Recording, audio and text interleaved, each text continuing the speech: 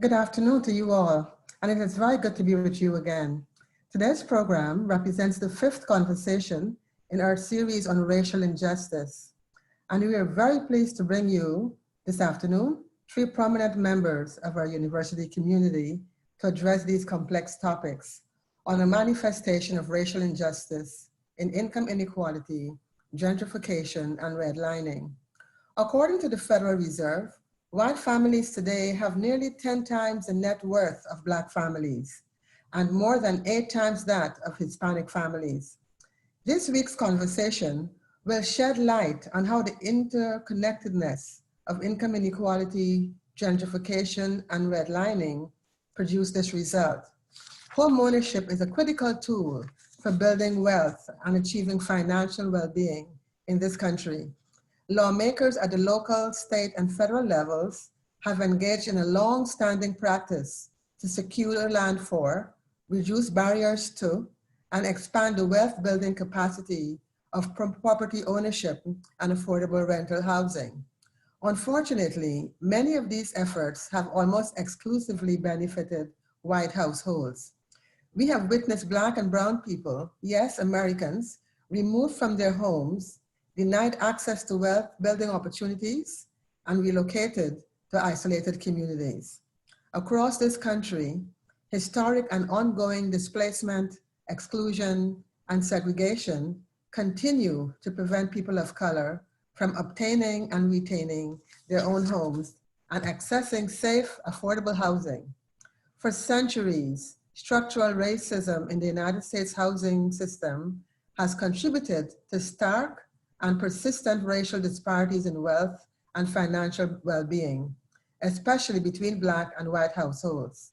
In fact, these differences are so entrenched that if current trends continue, it could take more than 200 years for the average Black family to accumulate the same amount of wealth as their white counterparts. 200 years, I repeat, 200 years for the average Black family to accumulate the same amount of wealth as their white counterparts. Before addressing today's realities of income inequality, redlining, and gentrification that remain the lived experiences of Black and Latinx citizens, no group in this country has been robbed of their birthright more than the Native Americans or indigenous people who were forcibly removed and relocated from their lands in the United States in order to make room for white settlement. Indeed, the United States government enacted laws to justify seizing over 2/3 of reservation lands and distributing them to white Americans. While Native Americans have long been the primary target of government-sponsored land redistribution, other communities of color, especially Black communities, have experienced and continue to experience displacement as well. For Black communities in urban areas, public policies have often been enacted under the guise of creating new public spaces. We saw this in New York City when a very substantial middle-class Black community was displaced to make room for what we know as today, Central Park.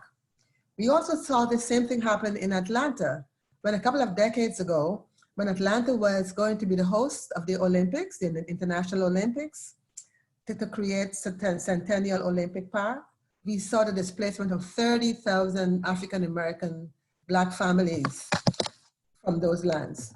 What we're seeing today is the redevelopment of previously neglected urban neighborhoods inhabited by Black citizens who are now being forced to make room again for white citizens who are now finding it attractive to live in the city. People are tired of the commute, so people want to be close to where they work.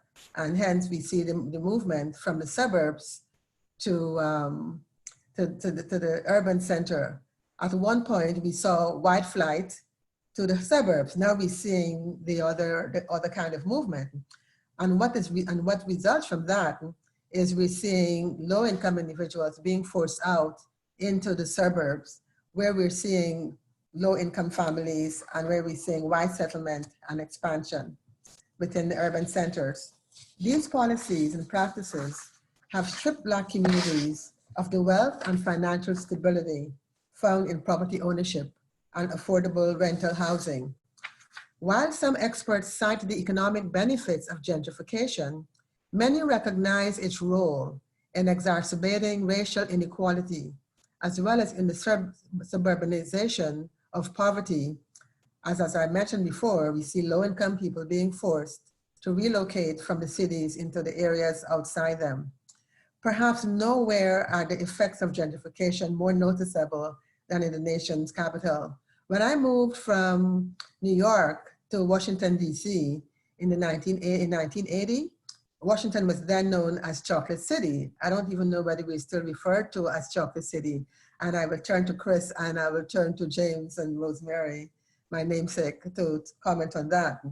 What we've witnessed between 1970 and 2015, we've seen Black residents decline from 71% of the population to just 48%. That's a significant, substantial decline within just 45 years. The nation's white population, this city's white population increased by 25% during that same period. From 2000 to 2013, the city endured the nation's highest rate of gentrification. And perhaps this is the case nationally. I cannot think of any other urban center in the United States that has experienced this level of displacement of people of color, especially Black Americans. Today, our panelists will explore more deeply how income inequality, gentrification, and redlining interact and result in the problems that I've just mentioned, and more specifically, result in the problems that Black citizens across the country are experiencing. Let me now take a few minutes to introduce you to our esteemed panel. First, we have Dr. Rosemary, my namesake, Dr. Rosemary Ndubuizu. She is an assistant professor of African American Studies and is an interdisciplinary scholar who studies how housing policies are shaped by race, gender, political economy, and ideology. Her manuscript in progress, historically and ethnographically, traces how low-income Black women have been affected by post-1970s changes in public and affordable housing policies and advocacy. Her research project also examines the contemporary landscape of affordable housing policy and politics to better understand why low-income Black women remain vulnerable to eviction, displacement, and housing insecurity in cities like the District of Columbia. Additionally, her work presents the organizing challenges that low-income Black women tenant activists in DC face as they organize to combat the city's reduction and privatization of affordable housing. Dr. Ndubuizu's teaching interests include social policy, post-civil rights Black politics, the Black radical tradition, including Black feminism, social movements, the political economy of nonprofits, and women of color feminists. Students clamor to take her classes. Dr. Ndubuizu received her undergraduate degree from Stanford University, as well as her doctoral degree from Rutgers University. Now let me say a few words about Dr. James Benton, who also is a Georgetown alum. Dr. James Benton directs the Race and Economic Empowerment Project, which is a program that joins the Kamenovitz Initiative with ongoing efforts to combat economic disparities in the District of Columbia. He will talk more about his work with the center, with the initiative. Dr. Benton is a historian who studies labor history, economic change, and his industrial decline from the New Deal to the present. His forthcoming book is titled Fraying Fabric: How Trade Policy and Industrial Decline Changed America. It documents missteps by business, labor, and government leaders on trade policy after World War II and their contribution to the backlash that benefited, I can hardly say his name, Trump in 2016.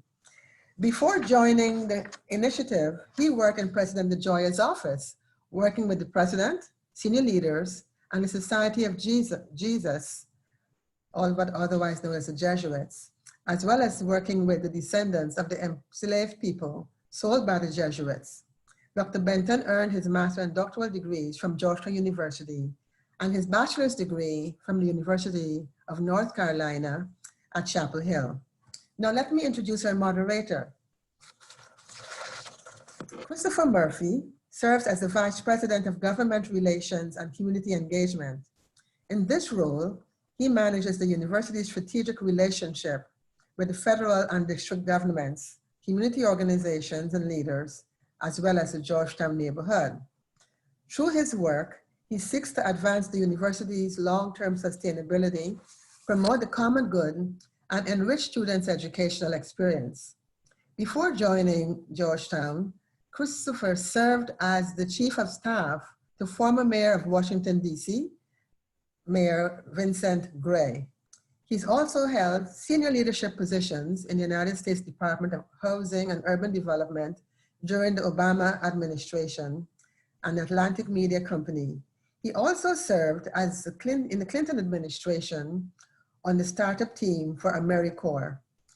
Chris also worked for Senator Ted Kennedy on his committee staff. Chris is an honors graduate both of Harvard University and Georgetown University Law Center, where he served as editor of the journal, Georgetown Law Journal. At this point, let me turn the program over to Christopher Murphy, who will moderate this conversation. Thank you all for being here today. Christopher, take it away. Rosemary, thank you so much. And just a quick answer, you raised, we still call Washington, D.C. Chocolate City anymore. Well, as some of you know, Professor Derek Hyra at American has written a book about D.C. calling it Cappuccino City. So there is definitely a debate about what we should call ourselves as we evolve. But Rosemary, let me just start by thanking you and your colleague Jasmine Pruitt for organizing today's conversation and for organizing the series of conversations on racial injustice. I've been able to join several of them, and they've been both thought-provoking and sobering, but also I found them really inspiring and hopeful. And I hope that we're able to touch on all those emotions and thought and themes today. And thank you for those of you who are at home watching on Zoom. We're really glad that you're joining us today and look forward to your comments or questions. So please feel free to add them to the Q&A box as we go, and we'll try to work them into the conversation as we go with our conversation. And let me also finally thank our experts, Rosemary and James, for what I know is going to be a lively conversation. So first, let me just offer a few framing comments, and then we can dig in. So, you know, obviously following the murder of George Floyd in May, we're beginning to have an important conversation in the country about race, inequality, and structural and systemic racism that for far too long we've put off or been afraid to have. And many of those conversations have rightly focused on trends and patterns related to race, policing, and criminal justice. But today we're hoping to expand the conversation and expand the scope of the racial injustice conversation to talk about the wide disparities in wealth accumulation in America, and specifically the past, present, and future of income inequality as it relates and has historic connections to redlining and other housing policies, and has morphed more recently into the challenges around gentrification. Now, as Rosemary Kilkenny said in her introduction and was mentioned in the invite for this event, a 2016 Federal Reserve report concluded that white families today have nearly 10 times the net worth of African-American families and more than 8 times that of Hispanic families. Pretty shocking and stark numbers. Now, as humans, I'd note that I'd submit to you that we have kind of a natural tendency to assume that our present state of affairs is sort of the natural order of things, that it was kind of inevitably going to be this way. But today, this conversation is going to hope to challenge that view and discuss the ways in which a series of deliberate and intentional policy choices around housing policy made throughout the 20th century has led to the racial disparities in wealth accumulation that we're experiencing today. And then we hope to pivot to explore some of the challenges facing communities of color today around gentrification and lack of affordable housing, as well as what were some of the strategies in place now and what more we can do to address those challenges.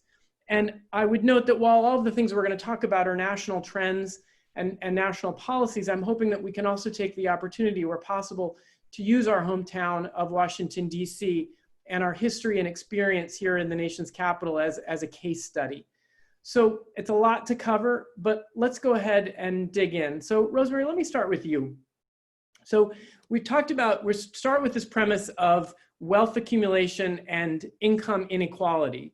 And we sort of then raised the issue of housing. But I want to ask you, if you could, to draw the connection between those things. So how do you connect, why should we care about current and historic and current disparities in the rates of home ownership between whites and African Americans? Why should we care?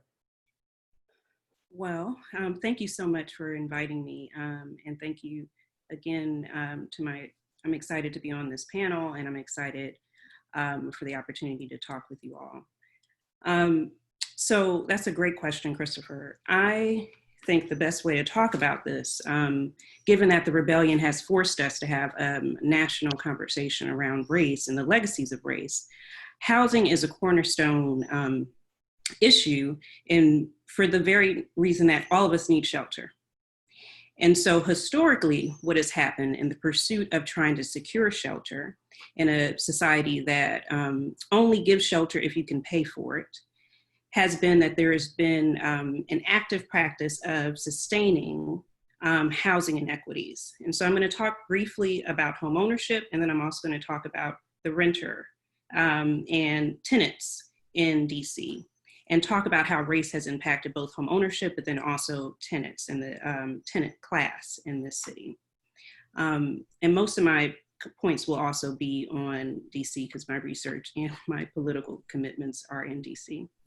So in DC, historically, and also it happens to be the birthplace of where these national housing policies that wrote the racial inequities in housing, or at least exacerbated them, was born. During the Great Depression, one of the major fallouts was that most folks could not pay their mortgage, very similar to what is happening in the COVID-triggered recession. And so about a quarter of the mortgages that were outstanding at the time couldn't be paid. They were in default. Back then, before the Depression, I'm going to keep this short, but I have to give this long view so we understand the present day. Back then, before the Depression, most of the mortgages were based on balloon payments, which we'll talk about, I'm sure, shortly. And so many folks, once you lost your income, could not pay. And also that particular form of mortgage forced most working class folks out of the housing market. So what that meant was that because you didn't have access to a great deal of money, cash, you oftentimes were kept out of the housing market, the home ownership market. The federal government, President Roosevelt, decided that he wanted to make sure home ownership and home construction were a backbone of the economic recovery post-Depression.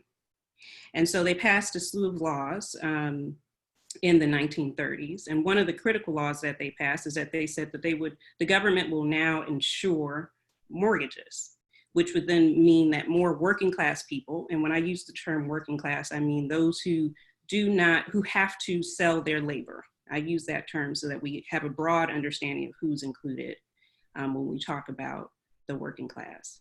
And so the working class suddenly now had access to credit, because when we buy homes, it's very expensive. You can't generally come out and say, I'm gonna give my credit card.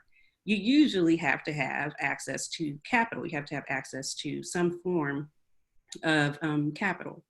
And so now the federal government, through the administration called it is an agency called the FHA, that's for short, but the Federal Housing Administration was able to insure mortgages, and then also they were able to underwrite and make sure that housing construction was according to housing codes. That's another complicated history that I can talk about if those who want to understand that as well. And so essentially the FHA said, we're going to give out these insured mortgages, but we're going to make sure that we preserve the property values. And that's a core tenet that we'll talk more about. So with home ownership, now you have more people, more working class people getting access to this credit. But then you also have the Federal Housing Administration saying, we're going to make sure we protect the value of these mortgages by ensuring that we protect the racial composition of these neighborhoods. So you had covenants, excuse me, restrictive covenants to ensure that, quote unquote, the property value and the neighborhood patterns, as they said, were preserved. So that essentially entrenched racial discrimination and racial segregation. Because the FHA, as well as real estate, private real estate interests, so realtors and agents, protected the system of racial discrimination in the home ownership market, you had an overrepresentation of Black working class residents as renters. That has always been the case in this city, in part because of the racial discrimination of the home ownership market, but then there was racial discrimination in the rental market. So what ended up happening is after the Depression, during the wartime era, when the economy started to expand and boom, you had an overrepresentation of actually a glut in the market that was created because of this racial discrimination. So now Black folks had to double up, triple up, quadruple up into the very small factions that they were able to carve out into the city, small factions of neighborhoods that they were able to carve out.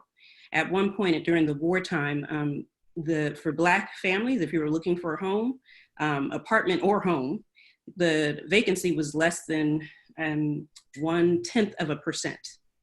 So just to give a stark number of that, of how Black folks had just almost no access to the rental market, but then also were locked out of the, pretty much locked out of the homeownership market. And Rosemary, you mentioned the FHA. You were talking about this program they launched, and I think, if as I understand it, directly came out of that, they were looking at maps of cities and they were color coding them, and sort of white neighborhoods were generally considered blue or green, I think, and then there were some neighborhoods that were a little iffy they put them in yellow, and then communities of color, they put them in red, and that's where the term redlining comes from. Is that correct? Absolutely, and thank you for adding that important point.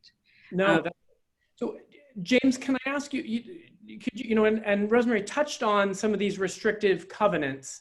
Can you talk a little bit about those and how those played out? Well, the restrictive covenants were basically clauses added to deeds that essentially said that people cannot sell a property to a person, and sometimes that person would be African American, sometimes that person would be Jewish.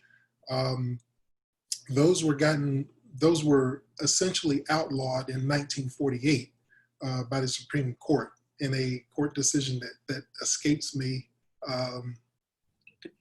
Shelley v. Kramer.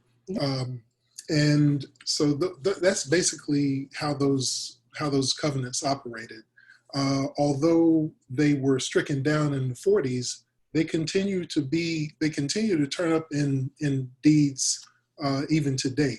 I believe that President Johnson, when he was in DC, was purchasing a house, and there was a house that had a restrictive covenant on it in one of the neighborhoods in DC, I believe Spring Valley around American University. So it's part of this series of policies that essentially lock out African Americans from home ownership, that lock people out of owning homes in neighborhoods that are stable, that lock them out of neighborhoods where prices appreciate or values appreciate, and that contributes to the inequality.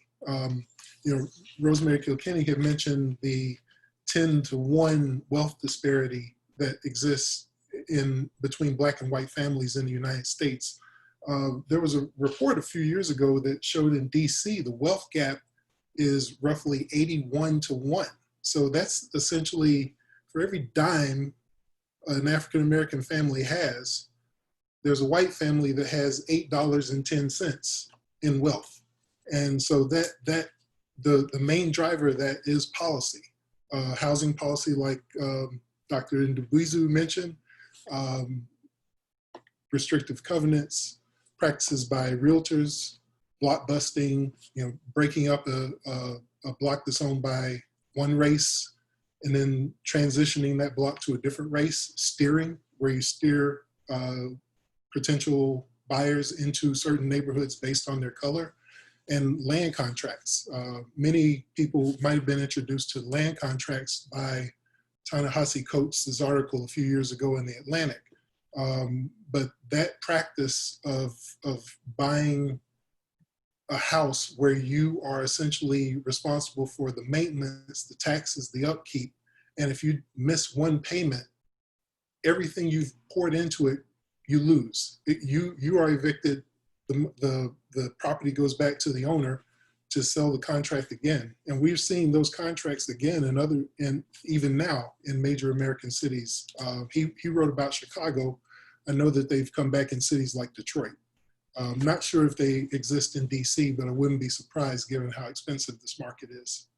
And we know that historically, one of the biggest ways that families have traditionally accumulated wealth is by equity in their homes and passing that on to future generations. So when we look at these policies, whether it's redlining between the 30s until 1968, when the Fair Housing Act officially put an end to it, legally put an end to it, but we know it continued in some other informal forms, or whether it was these restrictive covenants that existed, whether in law or in practice for large portions of the 20th century. We've got decades and decades of white families buying homes, accruing equity, passing it on to future generations, and African Americans were excluded from that opportunity. So why are we surprised that things are the way they are? It's interesting, we're getting a lot of questions that relate to the more present day. So I want to I'm going to move us forward in time, although frankly, the historian in me would love to keep talking about the history of it. But let's fast forward a little bit and talk about urban renewal in the 50s and the 60s and the impact that had on it. So Rosemary, can you just talk us a little about sort of what was the intent behind that and what was the consequence? Well, it depends on who you talk to, but you're talking to me. So that means someone will give you a perspective of the intent from rooted in anti-Blackness. So urban renewal officials, many of them were white, and they were quite alarmed by the number of their competition with DC versus the suburbs. They saw the suburbs were growing at a huge fast pace. And so they wanted to know how they can bring white suburbians back into the city. You had business owners who were also saying the same thing, property owners who were also quite worried. And so urban renewal was actually rooted in this idea of how can we bring white folks back into the city? And so you had DC, at least, urban renewal projects that targeted overwhelmingly predominantly Black neighborhoods. Old Southwest, what we consider Foggy Bottom, was was the primary site of the urban renewal, the first urban renewal project, resulted in, when they displaced Old Southwest, that was about over 100,000 folks were displaced, and almost 90%, I can't remember the exact percentage, were Black folks, Black families. And they were forced to have to either primarily enter the rental market or either through public housing or through the private rental market. And so urban renewal was an attempt to try to bring back white capital and white families. And so that also meant that a lot of the buildings that they built after the state cleared the pushed out Black families primarily, is that they built condominiums, they built high-end rental properties, for primarily white folks. But remember, in DC has this liberal facade. So back then they would say, actually, we're okay with Black. They were actually ahead of the time in some ways in comparison to other cities, saying we will bring back some Black folks. We will actually operate on a racial integration or a residential integration, but it's only if you could pay the high price. So most Black families were actually pushed to the peripheries of the city, so in far southeast. Is there some other point, Chris, that you'd like me to touch on? No. I think that I think there, as you said, there were a lot of different motivations. There was some people involved in urban renewal were actually active integrationists and had kind of this utopian view that maybe the world wasn't ready for at that point. Yes. And others had a more nefarious angle, clearly. And it's sad for those of us who know DC and love DC to look at those neighborhoods now. They're kind of depressing. We've lost some of the character of DC that we love was erased, as well as the tragedy of the human displacement angle of it. So, that brings us more towards the present day. And let's, as we sort of shift into talking about gentrification, let's talk for a second about how DC got to this gentrification moment, right? Because, we know that there was in most urban cities in the middle of the 20th century, there was massive depopulation as primarily the white population moved out to the suburbs in part because it wanted more space, in some cases because their neighborhoods were integrating and they weren't comfortable with that. In DC, you actually have a sort of disproportionately unique phenomena of what was considered black flight out to Prince George's County, which sort of brought a middle class to Prince George's County that had theretofore been kind of rural. So you've got DC that lost 60% of its population. It lost about 300,000 people between 1950 and 1970. And it decimates the DC economy, right? All those people were taxpayers and all of a sudden they're gone. And the city is sort of left trying to figure out how does it begin to pay for itself as a city? It led to some very hard times when Marion Barry was mayor and struggled to submit some budgets that were very, very difficult to balance. So then, James Anthony Williams becomes mayor. Mm-hmm. And, talk a little bit about that moment in DC and his efforts to try to arrest the loss of tax revenue, but then what were the unintended consequences of that? Right. Well, Tony Williams came into office in, I believe, 1999. And you got to remember at that point, DC was in a really precarious fiscal spot. It had been, the control board had taken over a lot of its functions 2 years earlier to try to put it on a path to solvency. And, not long after taking office, Tony Williams came out with this plan to bring in 100,000 new residents within 10 years or so. And I got to say, as a resident then, it seemed preposterous. DC had maybe 572,000 people in 2000. And where are these people going to go? Because you've got the riot corridors from '68 are still there, vacant or scarred. You've got you've got some vacant land here and there. But eventually, 2 or 3 years later, you start to see cranes all over town, and they're building townhouses, they're building apartments, they're building condominiums, what have you. And it seemed really drastic, because not only do you have the plan that Williams laid down for 100,000 new residents, but it's during an economy that was kind of wobbly in 2000. And then after 9/11, all this money started flowing for security purposes, and it seemed like that pushed things along. Certainly getting baseball in DC didn't hurt. And, next thing you know, there's this mad construction rush going on.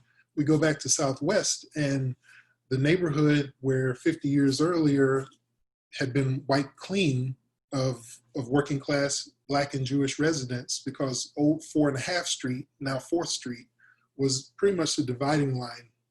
Whites mostly west of 4.5 Street, African Americans mostly east of 4.5 Street. Now they're talking about redeveloping the waterfront, and they built what is now the wharf.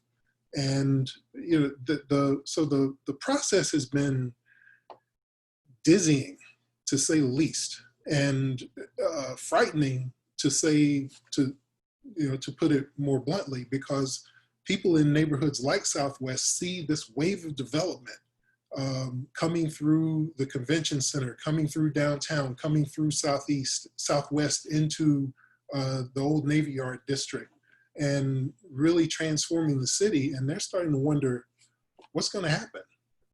I did a tour a couple of months ago before the pandemic shut everything down. I took some students out to the old Arthur Capper public housing complex in near Southeast between 695 and M Street, and told them how this mass of affordable housing had been wiped out and only slowly was being replaced, but the market rate units were being put up rather quickly. And to illustrate that, we went to an open house for a townhouse, 1,300 square feet, no basement, main floor, second floor, two bathrooms, $895,000. You know, that, you go from public housing and affordable housing, subsidized units for seniors, to market rate $800,000, almost $900,000 houses. Yeah. And so that type of transformation, combined with inequality, wealth inequality, you get pretty much what you have today. You have a city that's being transformed, and yet you have people who have been in the city for generations who don't have the means to stay. And the question now becomes, what do you do? Where do you go? How do you maintain a hold if you can? If I can add, Yeah, Rosemary, please. I wanted to add to James' excellent review of what happened in the 1990s. And I want to touch on, Chris, what you just said earlier, how you opened this conversation and talked about how we tend to see ourselves as nice people that, don't actively perpetuate these things. I've spent a lot of time studying my research is about understanding the stereotypes that animate the racial inequities and gender inequities that are entrenched in the housing market. And one of the things that comes out during studying urban renewal politics and studying the contemporary landscape of gentrification is that you're always seeing narratives about threat, and that Black families, particularly low-wage Black families, if you live in public housing, if you're a single Black mother, all are symbols for threat. And the threat comes in different ways. So politicians, including Black politicians, would say, oh, well, these families are not producing enough taxes, and therefore they're not able to generate the type of community that needs to be had. Then you also have developers who rely on the same type of stereotypes to say, we're bringing quality communities back, and we'll bring some of you back in. Some of you are not as threatening as some of the others, right? And so you create these hierarchies of value in terms of people in the city. And so I think we need to talk more explicitly about how much these stereotypes animate the housing market and actually help justify the inheritance of, or the reproduction of these housing inequities. And Rosemary, I know you've done quite a bit of work looking at sort of how gender plays out in some of these topics. Could you talk a little bit about that? Absolutely. There's some great scholars who are currently studying things like housing voucher, but also public housing. I believe Professor Rosen in public policy has a book that came out about housing vouchers. So in my work, I also look at that, and I talk about how, for instance, with during the 1980s, as DC was deep in disinvestment and white flight, and as well as Black middle class flight, you have Black single mothers trying to use the vouchers, which we could talk about in complicated political history, but use the vouchers to actually go to the suburbs where some of these quote unquote high opportunity neighborhoods exist. And oftentimes they were met with outright discrimination, but also implicit in discrimination, like things like realtors will say things to them like, well, I'm not sure if you'll keep up your house because I'm not sure if you actually have control over your family. One of the things that I talk about is that realtors are able to justify discrimination by talking about judging whether or not Black families can control their children as well as white families can. Because if you're a non-traditional family, the assumption is that you're probably living a wayward domestic life. And this isn't new, but it comes out quite often. And so that's with housing vouchers, but it's also with public housing. The same stereotype animates discrimination against public housing residents, and it also animates, it enlivens developers who then say, well, we should tear down public housing and then bring in white middle-class people who can then have an environment, create the environment that then supposedly the non-normative Black folks have to mimic. And that we could talk about too, about how public housing residents who move into these mixed income neighborhoods are oftentimes harassed and surveilled in just deeply distressing and troubling ways. So I'm going to go to some questions that we're getting. And interestingly, this being a panel convened by Georgetown, we've got a question about Georgetown, the community of the neighborhood of Georgetown. So someone is remembering some of the history that was captured in the book Black Georgetown Remembered, which I'm hoping you have some familiarity with. But they're referencing that there was a vibrant Black community historically in Georgetown, even before the 20th century, even the 19th century and well into the 20th century.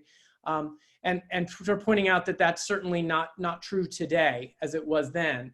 And the question is sort of, was this DC's first case of gentrification, and what can we learn from that historical precedent? So I don't know if either one of you wants to tackle that one.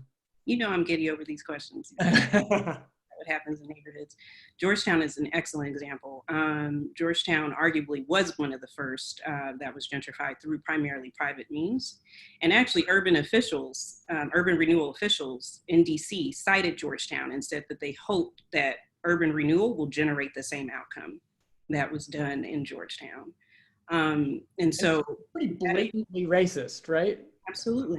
But that's the point, is to expose these narratives so that we actually understand why housing inequities maintain itself. Because oftentimes it comes within a paternal guise of trying to help. I heard a story that through the Georgetown Act, the district government, which was then controlled by the federal government, they condemned a whole series of homes owned by African Americans and kicked them out. And then, shortly thereafter turned around and sold them to white people. I mean, it couldn't have been more blatant. All right, so let's sort of get into gentrification and the lack of affordable housing in DC. As we've talked about, there was a period of time where DC had enormous surplus of housing stock, and the thought of high rents in DC was just unthinkable. And how that has changed clearly. So, someone wants to sort of thinking about the connection with COVID is, what kind of impact do we think on evictions and unemployment and other events are COVID going to have on gentrification patterns in DC? I've heard some cities are seeing their rents going down because of COVID, which may have a counteracting force on some of the increases in rent, but at the same time, you've got massive unemployment. So what are your thoughts on the impact of COVID, James? I have numerous thoughts, but to summarize, it is probably going to be very bad before some of these, you talk about rents going down. I think we're going to go through, if that indeed happens, I think we're going to go through a really, really traumatic period before we get there. And the reason why is this. Before the pandemic began, most renters who are below poverty were spending half their income on housing and utilities. And a quarter of those, of that group was spending more than 70% of their income. We got the CARES Act, that $1,200. Okay, median rent in the United States is a little over $1,000 a month. DC, that $1,200 check doesn't even pay half the rent. It's, well, a little less than half the rent. It's $23.21 per month. So, now we've got the pandemic unemployment assistance, the $600 supplement expiring at the end of the week. You've got ban or moratoriums on evictions coming off the books, and in cities and states are starting to see a tick up in evictions. Some of the estimates I've seen are between 23 million and 28 million people nationwide are at risk of eviction. And that housing crisis caused by this public health crisis and leadership crisis, by which I mean the failure to really devote a concerted strategy toward affecting the coronavirus and getting numbers of infections and deaths down, so we could open up again. I think we're going to see this housing crisis lead to a homelessness crisis and then flare up another public health crisis, because we're putting people out there who should be staying at home. They're going to be out in shelters. They're going to be forced back to work. And as we know, most of the people who are considered essential are women, are Black, are Latinx. They are the people who have the jobs that don't have the right to, the ability to say, no, I got to stay home. And when they come home from those jobs, they're living in multi-generational households with people who might have illnesses or susceptibility. So, you know, I'm not a hyperbolic person, I swear, but I just feel like the next coming weeks and months are going to be really bad.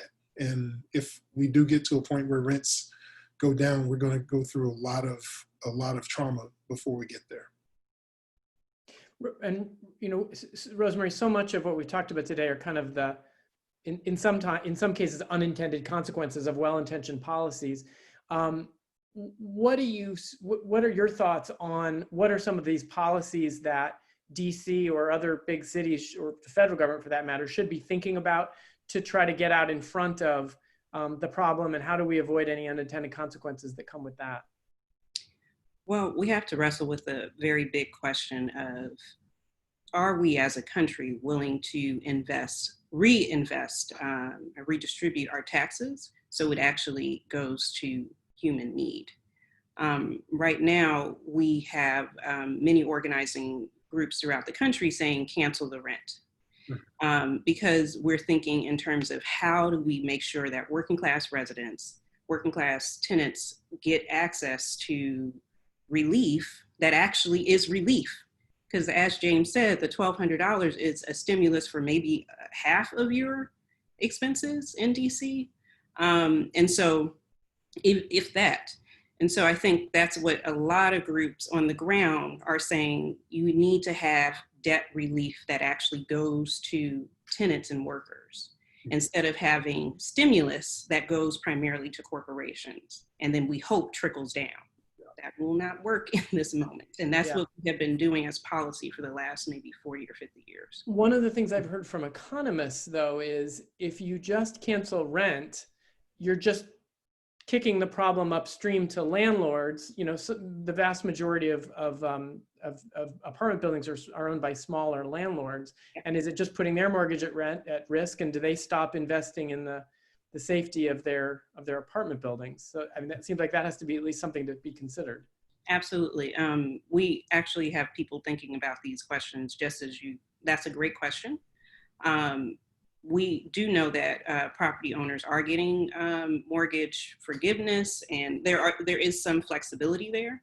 And so those type of questions we definitely need to entangle ourselves with and not avoid, just so that we can avoid the honest answer, which is, in my opinion, we need to address the fact that the rent cannot, if you cannot pay the rent, do we want millions of people on the street? Right.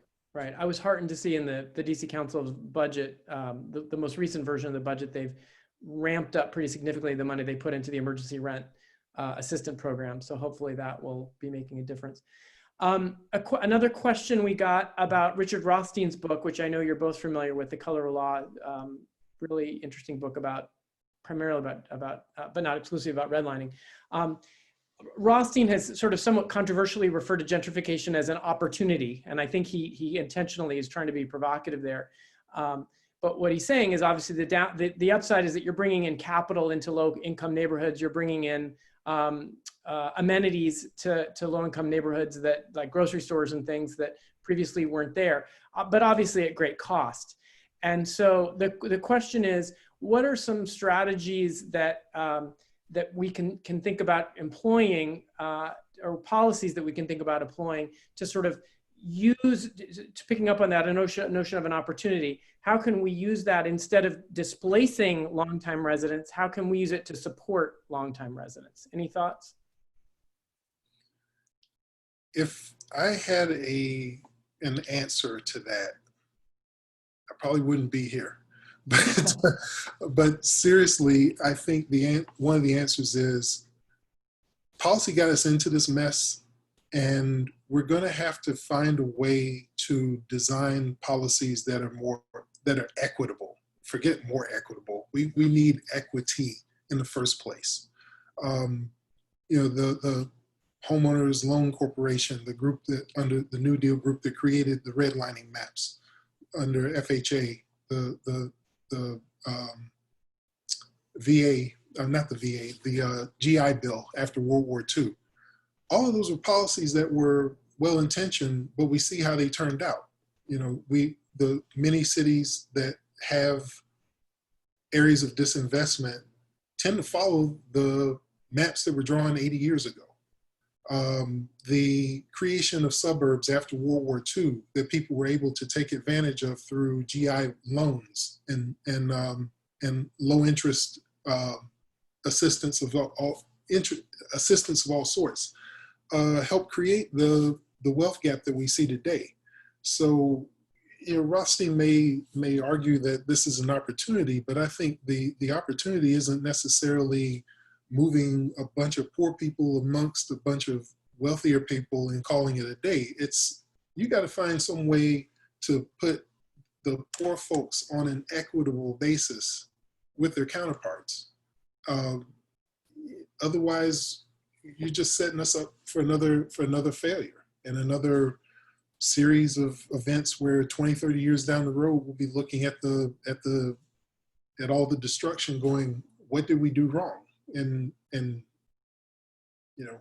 we can't do that again. I just don't think we have any time left to dither. We gotta find some real solutions here. So here's sort of a provocative question. And it says, our economic research suggests there is not a single city in the United States where the majority of Black residents before gentrification are better off post-gentrification. And it's an interesting question. When you think about DC, and I certainly don't know what the answer is, but I think about DC, and I know the DC budget, right? Because of this 100,000, now more than 100,000 new residents, our budget has, I think, tripled in the last couple of years. We are putting more money into affordable housing than we ever have. We've, put more money into schools. We're putting more money into social services. So there is, at least by some standards, there are resources now, and the notion that you see, at least in some cities where, only the new resources are put in the affluent communities, that's really not true in DC, right? The library, all the neighborhood libraries have been remodeled. Some of the most beautiful neighborhood libraries you will ever see in the world, designed by world-renowned architects, are now in Ward 7 and 8. So you've got, the city has used this kind of, this largesse that it's accumulated because of all these new residents and put it to use in certain ways. Now, I don't know on balance, how that plays out. Do you have thoughts?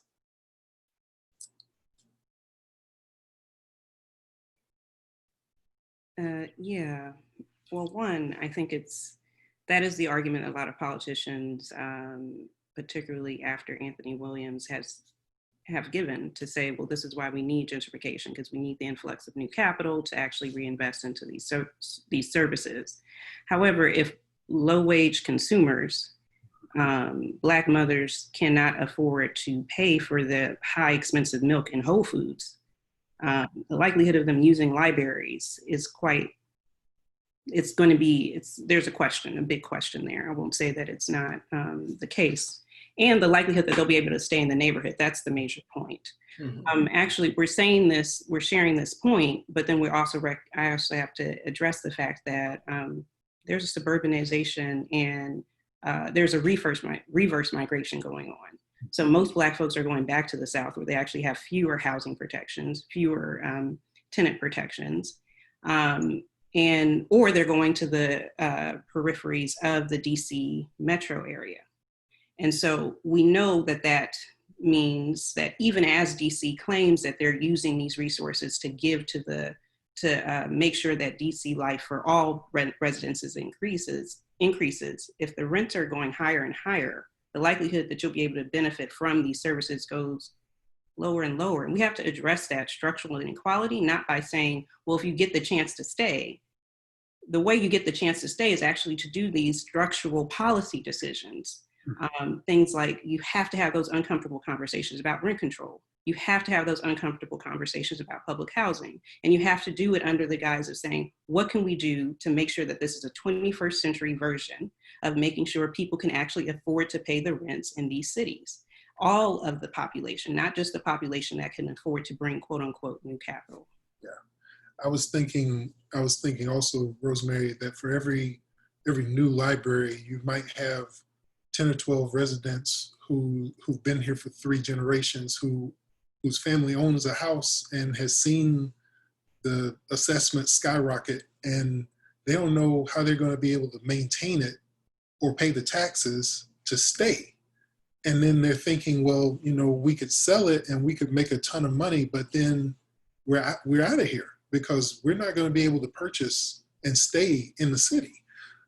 You've got people who are just trying to hold on by their fingernails. So for all the good in terms of additional tax revenue, there are some human costs that we are seeing play out in front of us, and they're very difficult choices to look at, and not only look at housing policy, but you got to look at employment policy. You've got to look at education policy, because the way being a labor historian, the way the job market has changed in city after city around this country,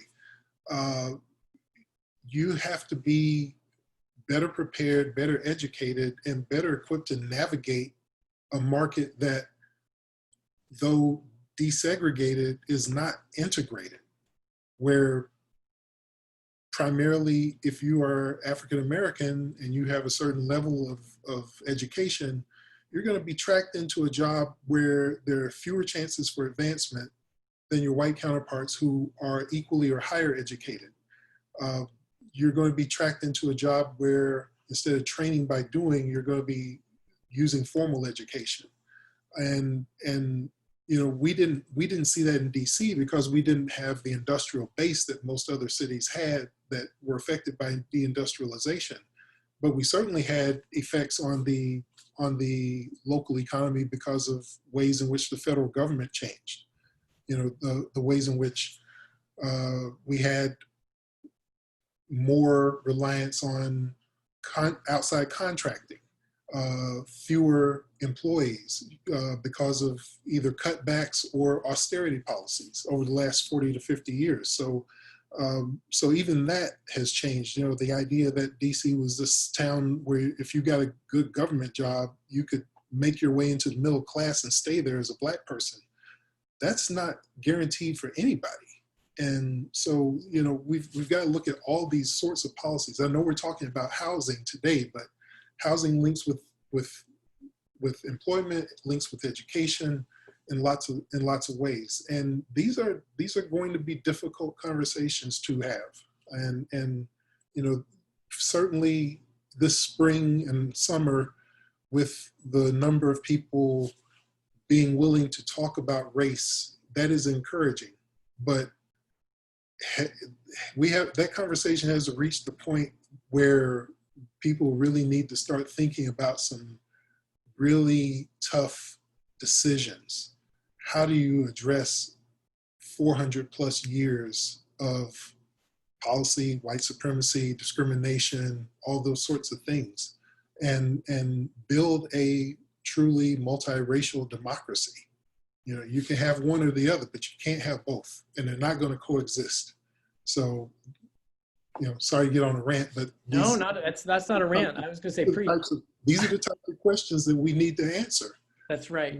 So I hope those conversations continue, because I believe our survival as a nation depends on it. James, Rosemary, I wish that we were having dinner and that we could keep talking for the rest of the night. And unfortunately, we're on Zoom, and unfortunately, our time is up. But I really want to thank you. I think we've all touched, or you guys have really helped us touch on some really thoughtful and provocative themes that I hope people will continue thinking about. I want to thank all of our participants for your really thoughtful questions. I apologize I wasn't able to get to all of them.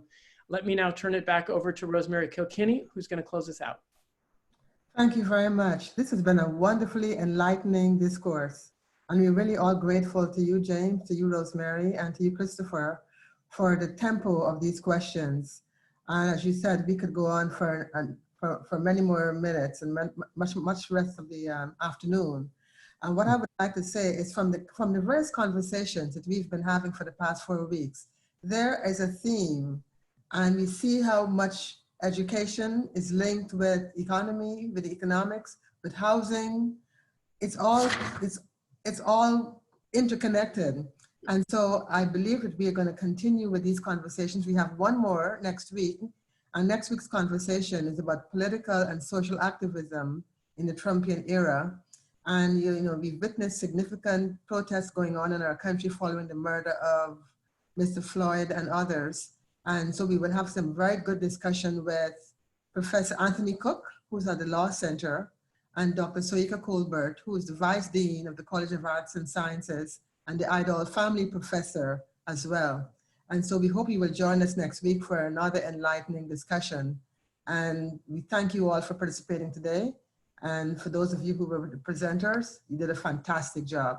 Thank you so much. Great. Thank you.